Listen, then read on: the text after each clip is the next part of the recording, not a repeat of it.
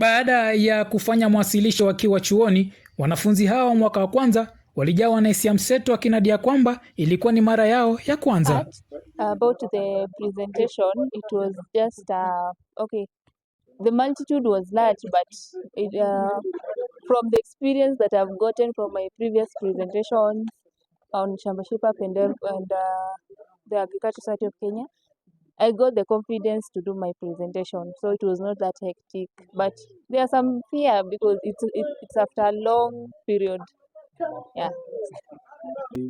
Personally, your part your presentation, it was first time in university, but it was approachable because in high school we used to do such kind of things, and we were doing it severally. So finding it in university at first time.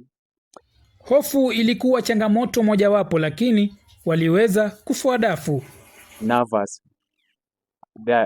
Thereafter, when I was continuing the conversation, I gathered courage and I became now comfortable. But first day, it was awkward, something of that kind.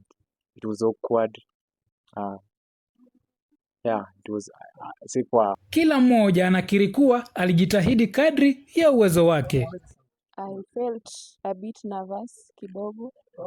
Then when I was continuing with my presentation, I gathered courage, and that made me to do my presentation well.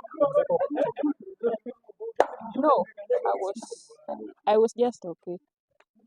Wahadhiri waliwarai wanafunzi hawa kujitahidi muda wote chuoni, yakitumika kama njia mojawapo ya kuwafunza wanafunzi vyuoni mawasilisho, kuhamasisha utendakazi pamoja na kujenga ujasiri miongoni mwa wanafunzi. Nikiripotia runinga ya Kambi, jina langu ni George Mwandoro, Chuo Kikuu cha Moi.